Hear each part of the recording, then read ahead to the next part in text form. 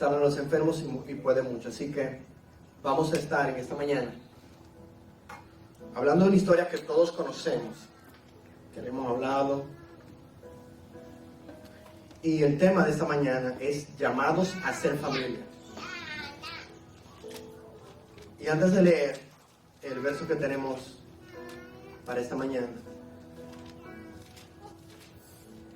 quisiera comenzar contándole esta historia. Amén. Es una historia que nosotros conocemos, pero tal vez unos detalles que voy a compartir con ustedes hoy no lo habían visto así. Yo incluso estudiando dije, wow, pero es verdad. No me había dado cuenta de algunos detalles. Pero básicamente es la historia de un padre y dos hijos. En los tiempos antiguos, cuando un padre le daba, bueno, ahora lo hacen en vida, y decimos, no, dame mi herencia en vida, pero usualmente en los tiempos antiguos cuando alguien te daba su herencia, tus padres, significa que ya habían partido, habían muerto. Pero este joven, ese padre dice, padre, yo necesito lo mío, dame lo mío. Y básicamente le está diciendo, tú estás muerto para mí. Ya tú hiciste lo que tú tenías que hacer, gracias, ahora dame lo que me corresponde. Olvídate de mi hermano, olvídate de ti. Usualmente era por la mitad de todos los bienes, según Deuteronomio, o una tercera parte. No especifica cuánto fue, pero le fue dado tanto que él planeó su viaje, al otro día salió y fue a una ciudad y desparramó todo. O sea, literalmente, él usó todo. Y en ningún momento él pensó en su padre, pensó en su hermano. En ningún momento él pensó en, bueno, ¿por qué quise que mi papá estuviera muerto? Como sabemos, él termina gastando todo. Y de repente alguien lo encuentra en el piso y le dice, bueno, ven a trabajar para que le dé comida a mis cerdos. Comienza a trabajar al otro día y dice la palabra, no sé cuánto tiempo duró sin comer, pero dice la palabra que él tenía tanta hambre que lo que le daban, las sobras que le daban a los cerdos y que él se las servía, él quería que alguien se la diera a él, pero nadie se la daba. Ni el jefe, ni los que cruzaban por ahí, nadie. Y de un momento a otro pudo pensar y entender, pero es que no puede ser. Yo estoy aquí trabajando, mal pasando, pero mi papá sigue vivo. Yo tengo que ir. Y me imagino él ensayando, porque recuerden que la palabra nos da la historia en básicamente un pequeño resumen. No sé qué tiempo él duró ensayando el discurso. Usualmente cuando tú metes la pata, cuando tú haces algo que no debiste hacer y lo reconoces, tú como que ensayas, ¿verdad que sí? O cuando vas a decir algo importante, ¿verdad? A los hombres que le propusimos a nuestras esposas, duramos un tiempo para esa propuesta. A veces nos parábamos en el espejo a repetir, ¿verdad que sí? ¿Por qué? Porque era algo importante. Y es tan interesante porque se ve que él lo practicó, porque lo que él dice y lo que llega a su mente cuando él está con los cerdos son las mismas palabras que él le dice al ver al padre. El padre está hablando completamente de otro asunto y él necesita sacarlo, necesita, no, espérate, que yo lo practiqué, tengo que decirlo. Y me encanta porque hay un contraste. Dice la Biblia, y esto a mí me encanta, que el padre estaba en las afueras de su casa, de su propiedad. Y esto me da a mí entender que el padre estaba esperando día a día, cada mañana, que su hijo regresara. Porque cuando el padre lo ve, él no está, dice, espérate, tú dijiste que yo me muriera y me pediste los chelitos. Ahora tú vienes a devolverte. Qué bueno. No. El padre sale corriendo y se le tira arriba al hijo y lo abraza y comienza a llorar. Y en lo que el hijo le está diciendo lo que tiene que decir, el padre le está prestando atención. Vamos a preparar los bueyes, la fiesta, mira, vístanlo, ropa de un hijo, de un rey, y pónganle el anillo real y hagan la mejor cena. Buscan los mejores chefs para que celebraran que aquel hijo que había muerto ha revivido. Me encanta esa versión que tienen, que dice esa palabra que dice la versión que tengo. Él pensaba que había perdido a su hijo. Y su esperanza cada día era de que el hijo volviera. O tal vez él salía todos los días esperando la noticia contraria. Y el hijo lo que dice: perdóname, padre, mira, yo sé que fallé, pero yo lo que quiero es trabajar para ti, no importa. Pero el hijo no entendía lo que realmente era. Y creo que para poder entender esta historia, le quiero hacer algunas preguntas. Había un contraste importante y quiero que captemos lo que sucedió. El hijo quería ser ¿qué? Un empleado. Eso fue lo que él dijo. Y el padre lo puso como ¿qué? Como un hijo.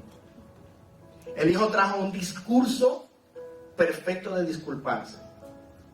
El padre trajo el mejor vestido, el mejor anillo, las mejores sandalias y una fiesta. El hijo esperaba castigo, rechazo, trabajo duro para ganarse su lugar. El padre dio una restauración completa, le dio identidad y una celebración. El hijo entendía algo interesante, muy importante.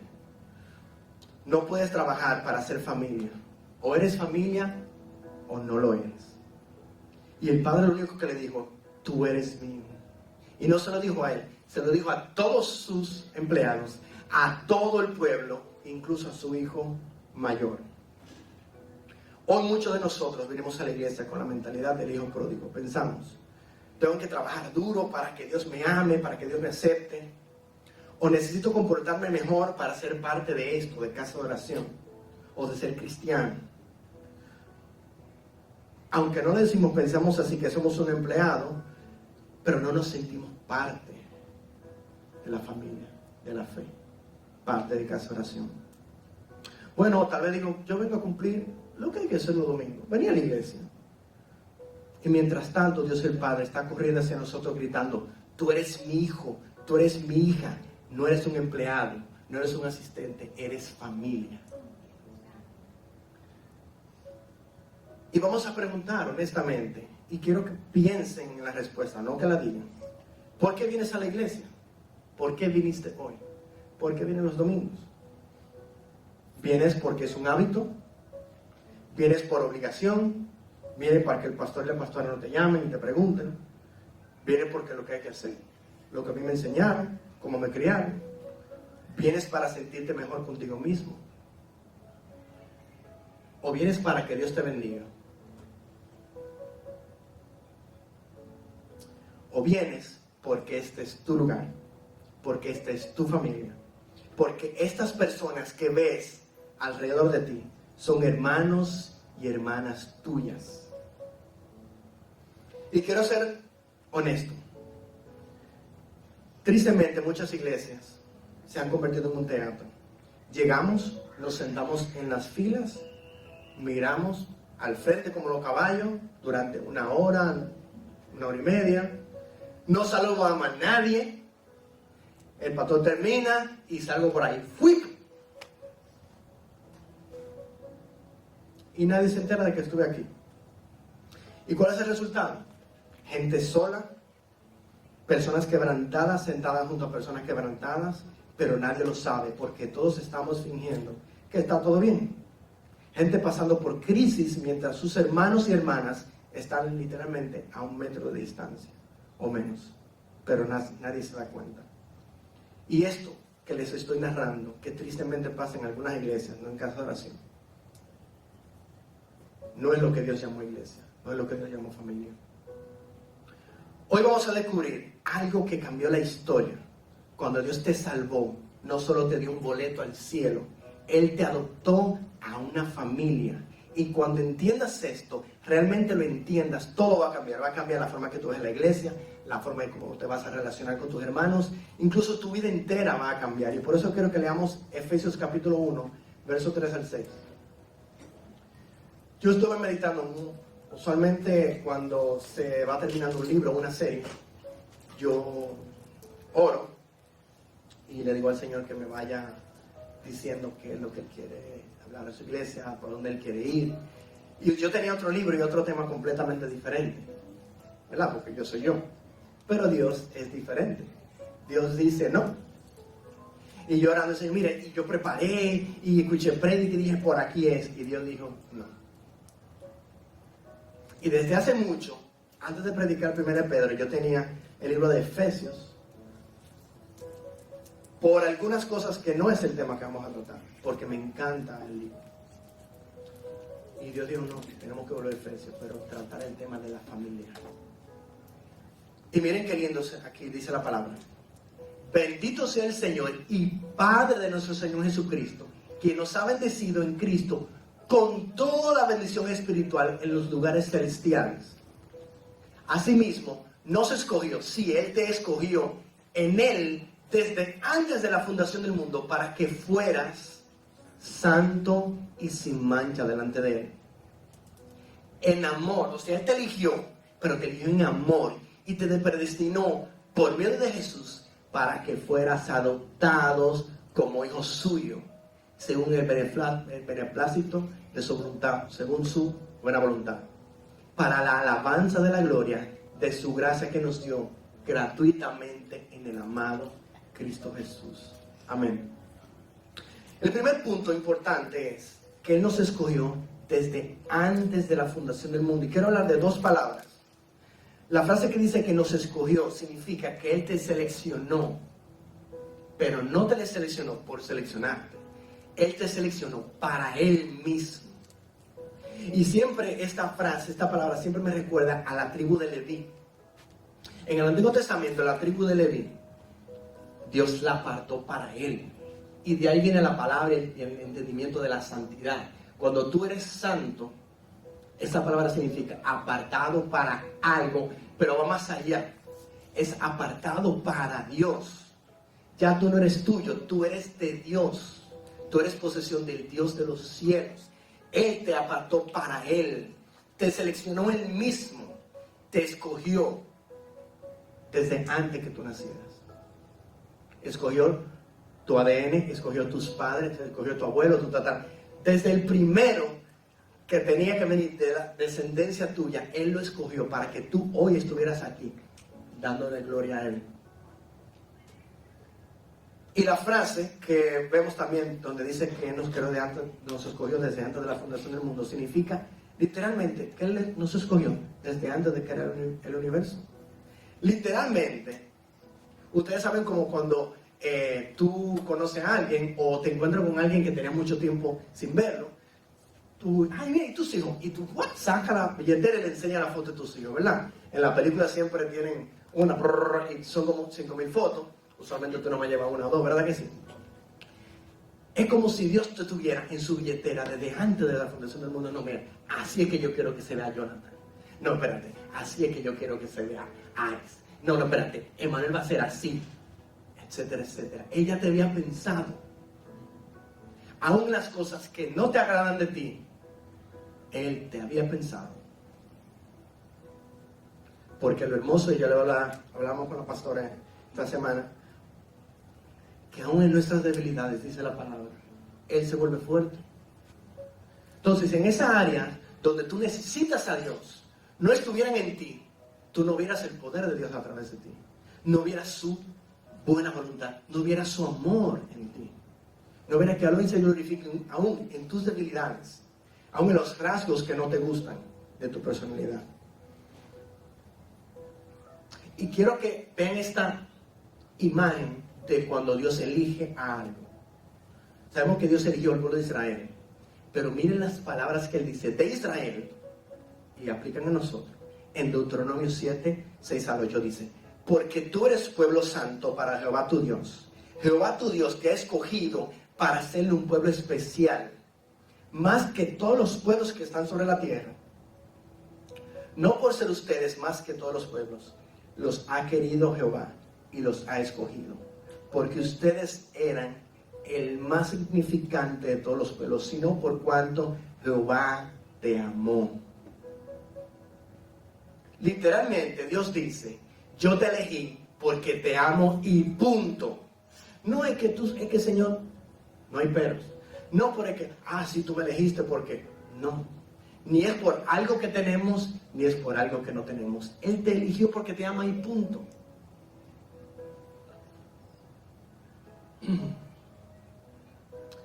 Otra historia que quiero compartir con ustedes es la de Ruth. Ella fue elegida para pertenecer. Dice la palabra que Ruth era una moabita, una extranjera, viuda y pobre. Por ley no podía entrar en la congregación de Israel hasta la 10ª generación, dice Deuteronomio. Literalmente era la persona menos probable para ser incluida. Pero Booz la vio y le dijo: tú perteneces aquí. Él la redimió, pagó el precio por ella, la hizo parte de su familia. ¿Y saben qué? Ruth terminó siendo la bisabuela del rey David y un ancestro y descendiente de Jesús. Eso es lo que Dios hace. Cuando te ves que eres el menos o la menos probable, Él te elige.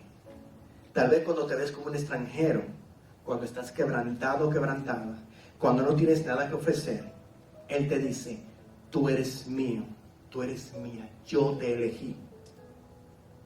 Pero ¿para qué Él nos eligió? Nos eligió para Él. Pero miren cuál fue el propósito. Dice, para adoptarnos. Yo no entiendo qué es eso, pastor. ¿Cómo que para adoptarte? Porque el entendimiento de la adopción en el tiempo de hoy es muy diferente en el tiempo antiguo. La mentalidad con la que estaba escribiendo el apóstol Pablo era una mentalidad romana, y les voy a explicar aquí. Literalmente, Él te predestinó para que fueras adoptados, hijos suyos. En la cultura romana, la adopción era muy poderosa. Miren todo lo que te entregaba. Primero, se cancelaban todas tus deudas. Si tú estabas muerto en deudas y toda tu familia, y alguien te adoptaba, miren que se cancelaban tu deuda y la de toda tu familia. No solo eso, Él te daba una nueva identidad. Ok, pertenecías a una familia, vamos a decir, de pocos recursos, o de una baja clase social, lleno de deuda. Y no solamente cuando Él te adoptaba, tú pasabas a ser limpio y fuera de deuda, sino que ahora tú tenías un nuevo nombre, un nuevo estatus. Realmente eras importante. Tenías una nueva identidad. Tomabas el nombre de tu nueva familia. Derecho de herencia. Todo lo que el padre adoptivo tenía, ahora era tuyo por herencia. No es que ahora que se muere, no, lo adoptado, no, lo que tuvo, no importa. Incluso miren aquí, era tan irreversible que un hijo biológico podía ser desheredado, pero un hijo adoptivo nunca, jamás. Si él te adoptaba, si una persona te adoptaba en la cultura romana, tú eras hijo o hija para siempre. Al hijo o a la hija natural, biológica, había que escribirlo en su testamento. A ti no había que escribirte en tu testamento, porque ya tú tienes los lugares celestiales en Cristo Jesús a tu favor. Y no solamente eso, el hijo biológico, muchas veces los padres en esos tiempos no lo elegían. Ahora tú te planificas para tener un hijo. En ese tiempo te juntaste, te casaste, bueno. Pero para elegir un hijo adoptado tenían que elegirlo y mirar cuál es que yo quiero. Y dice la Biblia que Dios te eligió a ti, dijo así, te pensó: yo te quiero así desde antes de crear nada en el universo. Él te pensó a ti, a ti. Un ejemplo claro es el de Moisés. Dice la Biblia que Moisés nació y era hermoso. Y los padres lo tuvieron algunos meses. Y ya no podían aguantarlo más. Estaba creciendo, haciendo bulla. Podían haberlo matado. Y lo ponen en el río. Y la hija del faraón dice en Éxodo 2:10 que ella lo tomó y dijo, lo hizo como si fuera su hijo. Y le puso por nombre Moisés. Y esa palabra, lo tomó como si fuera su hijo, es literalmente lo adoptó. Así Dios te ve a ti. Él te sacó del río de la muerte, te limpió y dijo, tú eres mi hijo, eres mi hija. Cuando Dios te adoptó, canceló toda tu deuda del pecado. Te dio su apellido. Ahora eres hijo e hija de Dios. Te hizo heredero de todo lo que Él tiene, de todo. Y nosotros íbamos mendigando, Señor, si tú quieres, por favor, sí. Somos hijos del Rey. Cuando hijos ve a papá y a mamá, mami, tengo hambre, cae en la nevera. Papi, tengo hambre, quiero ir a Little Caesar hoy. O quiero ir allá. Si no, yo no digo que tú tienes dinero, cobrante. Ellos no piensan en eso, porque ven a papá y papá y mamá siempre me dan lo que yo le pido. Pero ¿por qué entonces mendigamos con el Señor? Si Él es nuestro papá y nos ha dado toda bendición espiritual, toda, física, emocional, mente, completa. Te hizo heredero de todo lo que Él tiene y nunca, nunca, nunca te va a desheredar. Y lo hizo porque te quiso, no porque te necesitaba. Y mira lo lindo de Romanos 8, 15 al 17. Pues no haber recibido el espíritu de esclavitud para estar otra vez en temor, sino que haber recibido el espíritu de adopción, por el cual tú clamas, Abba, Padre. El Espíritu mismo da testimonio ante ese Espíritu de que somos hijos de Dios. Y si somos hijos e hijas, también herederos. Herederos de Dios y coherederos con Cristo. La palabra Abba es un término de una conexión especial con Dios. Cuando tú amas a alguien, cuando tú aprecias a alguien, tú le pones un sobrenombre. Y Jesús vino y constantemente le decía, el Padre y yo somos uno. Al Padre ora. Porque para el judío, tú no llamabas a Dios Padre, tú lo llamabas Adonai, Hashem, de lejos. Entonces, como ellos no lo entendieron, Pablo dice, yo te voy a dar un término que vas a entender. Abba, Padre, es un término de intimidad. Él es tu papá.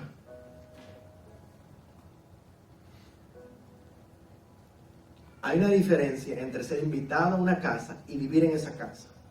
Un invitado tiene que tocar la puerta y esperar que le abran, pide permiso para ir al baño o para pararse, se comporta, ¿sabes? Cuando tú vas a visitar a alguien, tú tienes que ser perfecto, no puede, si no come lo que te están brindando, te lo come, aunque nunca lo haya probado en tu vida, aunque no te guste. Y también se va al final de la reunión cuando todo el mundo, hay que irse ya, y está loco por irse, pero no sabe, está esperando como la señal, que los dueños hagan y que ya no podemos ir. Pero cuando tú eres de la casa, tú abres la puerta sin tocar. ¿Qué hace Adam? A mí me da una risa, señores. Tenemos que estar atrás de él porque si no la luz llega. Él hace así, él le da hambre, él no te dice, él me abre la nevera. Fresa, manzana, yogur, compota, jugo. Él abre la nevera, eso es de él. Y comienza a buscar lo que él quiere. Tú tienes que ir, papi, ¿qué tú quieres? Porque si no te dejan la nevera abierta. Cuando él se decide, entonces la luz ya saben cómo llega. Él abre la nevera sin preguntar. Él va y te levanta sin preguntar. Y nuestros hijos, esto me encanta, porque cuando le decimos tiene que bañarse, Mateo específicamente, pero ¿por qué si yo estoy en la casa? Él anda despeinado y en pijama, él no tiene que, ¿verdad? Si a ti te invitan a una casa, no, tú te paras y te paras maquillado, ¿verdad? Te paras, te peinas como nunca, te cepillas. Pero el hijo de la casa se queda para siempre en esa casa. Actúa natural. Dios no te invitó a ser un visitante, te adoptó para que esta sea tu casa, casa de oración. Según el puro afecto de su voluntad, Él te eligió por amor puro. 3 cosas que no causaron tu adopción. No fue por tu comportamiento. Él te eligió antes de la fundación del mundo. Ni siquiera existías. No había nada que hacer, bien o mal. No fue porque te necesitaba. Dios no necesita de nadie. Él no estaba solo y no tiene un vacío que llenar. Tampoco fue porque le convenía. Al contrario, le costó todo. Cada lágrima, cada gota de su sangre. La cruz fue el precio de tu adopción. Lo que sí te causó tu adopción fue esto.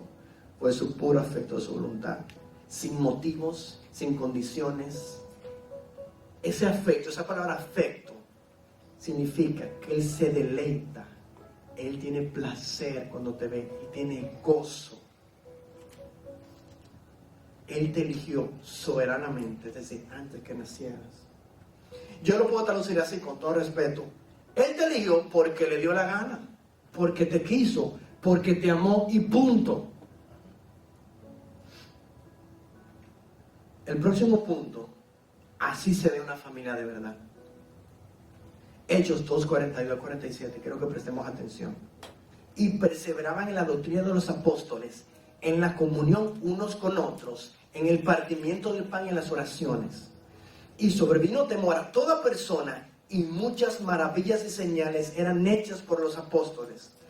Todos los que habían creído estaban juntos y tenían en común todas las cosas, y vendían sus propiedades y sus bienes y los repartían a todos según la necesidad de cada uno. Y perseverando unánimes cada día en el templo y partiendo el pan en las casas, comían juntos con alegría y sencillez de corazón, alabando a Dios y teniendo favor con todo el pueblo. Y el Señor añadía cada día a la iglesia los que habían de ser salvos. Leemos ese pasaje y pensamos como en el ideal que hay que rescatar. No. Esto sucedió, esto fue real. Y aquí está la clave. Cuando la iglesia entiende que es familia, esto es lo que pasa naturalmente. Primero, perseveraban en la comunión. Esa palabra que decía Yara cuando oró, palabra koinonía, es esa palabra comunión. No significa vamos a conocernos superficialmente. Significa participar, compañerismo, asociación íntima.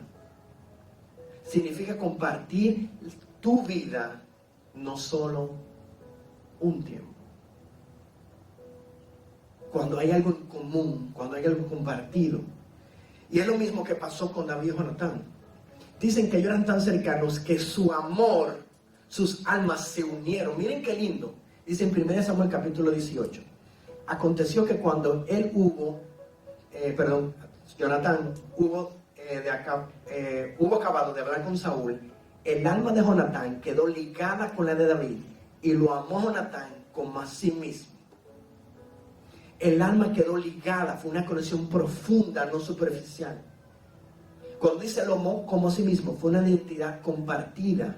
Se sentían como si fueran uno. Hicieron un pacto, fue un compromiso para siempre. Ese pacto, aún después de la muerte, en la muerte y después de la muerte, David lo cumple. David le dice ahí, yo me voy a encargar de tus hijos y tu descendencia si algo te pasara. Cuando él se entera de que Jonatán muere, él llora amargamente por largos días. Y no solo eso, años después, porque usualmente en ese tiempo, cuando un rey tomaba el poder, eliminaba a todos los descendientes del rey anterior, para que nadie quisiera levantarse. David no hizo nada de eso.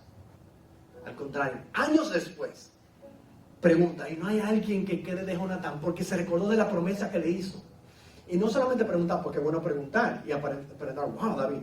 No, él preguntó honestamente, lo mandó a buscar, le dio, miren esto, de un estatus de ser la peor persona del planeta, en una ciudad que nadie quería saber, lo puso en estatus de hijo del rey. Le dio bienes, le dio servidores y le dio el poder de estar sentado en la mesa del rey todos los días. Porque sus corazones estaban unidos, aún más allá de la muerte. Esto es koinonía. No es, hola, ¿cómo estás? Oh, todo bien, gracias. Qué bonito servicio. Nos vemos la próxima semana. Me gustó tu Instagram, lo que posteaste, estuvo chulo. Tu vida es mi vida, tu lucha es mi lucha, tu victoria es mi victoria. Estamos ligados. Hoy tenemos 300 amigos en TikTok. Ya nadie usa Facebook, solamente lo digo, por eso no lo voy a mencionar. O 1000 seguidores en Instagram, ¿verdad? Que ni siquiera tú conoces. Estamos pendientes a cuánto ven el like, cuánto like le dan, cuánto video, pero ni siquiera conocemos a esa gente. Y realmente ni siquiera nos interesa conocerlo. Queremos el like y lo view. O tal vez tienes 50 contactos en WhatsApp con quien tú ni siquiera hablas. Y lo triste es que hay una eterna y profunda soledad que nos está matando. La iglesia primitiva tenía algo diferente, tenía una coinonía, conocían sus luchas, conocían sus sueños, conocían su historia y compartían la suya con cada uno. Y quiero preguntarte, ¿hay alguien en esta iglesia que sepa realmente lo que estás viviendo? ¿Alguien que conozca tus luchas reales, no tu versión editada de Instagram? Porque si la respuesta es no, estás en una multitud, no en una familia. Y miren lo lindo, pero ellos tenían todo en común, todas las cosas. Yo llamo esto una generosidad radical. Y mucha gente le ha tirado mucho, hablando vulgarmente, a la iglesia primitiva. Es que eran comunistas, es que qué sé yo qué, es que no usaron el cerebro. No. Ellos eran familia. En ningún momento fue un mandato. Ellos fue una consecuencia natural del amor que tenían los unos por los otros. Tampoco fue un gobierno. Hey, tú, Luis, vende tus cosas y dale. No, fue algo voluntario que ellos hacían por el bien del otro. Y no fue algo forzado. Bueno, que si lo están haciendo, incluso aquel que lo hizo así, que fue Ananías y Zafira, cuando querían hacerlo forzadamente, el Espíritu Santo dijo, eso aquí no entra. Fue algo espontáneo. Fue disposición a compartir. Y conocemos a Bernabé. Bernabé dice que él vio y dice, vendió todo y lo puso en nombre de los apóstoles. Y dijo, yo quiero vender lo que tengo para los apóstoles, para que los apóstoles dieran al pueblo de Dios, a la iglesia. Y lo hizo no porque alguien lo obligó, sino porque vio la necesidad que había en su familia. Imagina que tu hermano de sangre está pasando por hambre y tú tienes comida extra. ¿Qué tú haces? Tú vas y le das un sermón. Hey, mira, tienes que ponerte a trabajar. Tú estás muy vago. O vas y tú le dices, no, mira, vamos a hacer lo siguiente. Yo te voy a dar si tú comienzas a trabajar. No. O tú dices, mira, yo te voy a prestar 10,000 pesos, pero me tienes que pagar 15,000. Tú le pones con intereses. No, ¿qué tú haces? Tú vas a dar comida, lo viste, le das ropa, le das dinero, porque es tu familia. Y no estoy diciendo, no, vamos a vender la casa mañana. No, te estoy diciendo lo siguiente. ¿Sabes si alguien en tu iglesia no tiene nada que comer esta semana? ¿Sabes si alguien está a punto de perder su casa? ¿Sabes si alguien no puede pagar medicina? ¿Sabes si una madre soltera necesita ayuda con sus niños? Si lo sabes, ¿qué estás haciendo al respecto? En una familia, la necesidad de uno es la responsabilidad de todos. Compartían el pan todo el tiempo, cada día, no una vez al mes, no el domingo, era diariamente, en las casas, porque eran espacios íntimos, privados, reales. Comían juntos, significa que compartían la mesa. En el pensamiento judío, cuando tú compartías la mesa con alguien, era la máxima intimidad. Había alegría, sencillez de corazón, sin máscaras, sin pretensiones.